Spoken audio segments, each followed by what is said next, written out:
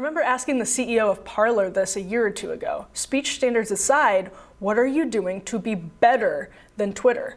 Building back speech-neutral institutions would be an improvement, sure, but accepting that our politics and culture is going to be litigated on addictive digital platforms that warp the discourse is not a satisfactory answer.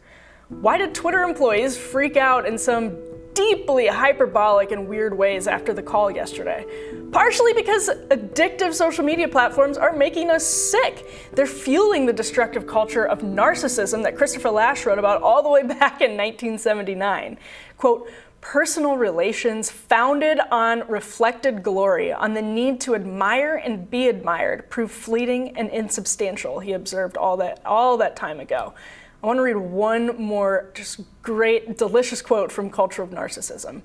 Lasch wrote, "The mass media, with their cult of celebrity and their attempt to surround it with glamour and excitement, have made Americans a nation of fans, moviegoers. The media give substance to, and thus intensify narcissistic dreams of fame and glory, encourage the common man to identify himself with the stars and to hate the herd, and make it more and more difficult for him to accept the banality of everyday existence."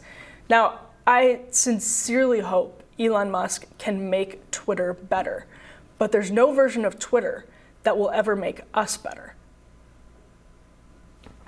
Ryan, this entire conversation about Twitter seems so myopic to me because when it comes to Elon Musk, all we're talking about is his plans for free speech on the platform. This is a guy who's in charge of SpaceX and Neuralink. He's doing huge things. He's not nearly as myopic as the media, I think, conversation that covers him is. Isn't this a much bigger question than the one of speech? And aren't all of our conversations about these platforms? Do you feel like the conversation about free speech has dominated in a way that's almost distracting to some of the deeper problems at play? Well, yes, while also missing the actual conversation about free speech and censorship.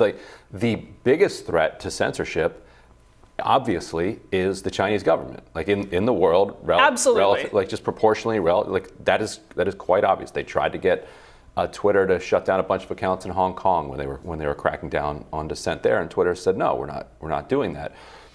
Elon Musk sources a ton of his material, the financing, etc. Like the links between him and China and the Chinese political economy are intense. Mm-hmm. So what's he going to do about that when China comes knocking again and says, "Oh, we want this dissident in this country's account shut down," or we'd like to know what's their address? Can you tell us where they are? Because they have been known to rendition people. They learn it from the best. Mm-hmm. So we're having this giant free speech conversation, which I think is distracting from the broader conversation, but it doesn't even encompass the entire free speech conversation as it ought to. No, unless you right. think free speech is fine, but it's okay that we can have somebody who's leveraged by China running the platform. It's like, have you thought this through? Seriously leveraged by China. I mean, he just had like a red carpet opening in Xinjiang, of all places. No. And nothing against his business practices, etc. I mean, plenty against his business practices, but that's a separate question.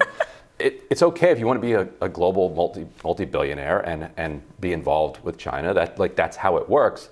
But then to also say that you're going to be this independent, free speech-minded patron of this site just doesn't comport with the reality of how that's going to work. But your other point is an interesting one too. But what do we do? What do we do with this idea? Because I agree with you. Yeah. Twitter's terrible. Social media is terrible. Yep. Like it's ruining people's brains.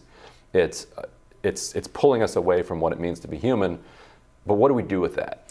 Yeah, it's like we're talking about cigarettes, but we're only talking about the filter, or so. You know what I mean? Like that's it. We're all walking around. We've transferred, and cigarettes is not a good one-to-one with social media, except for in the kind of conversation about public health, because we don't use cigarettes to conduct our politics. We don't use cigarettes to conduct our interpersonal relationships. And maybe people smoked in the smoke-filled back rooms, but the cigarette wasn't the mechanism of communication.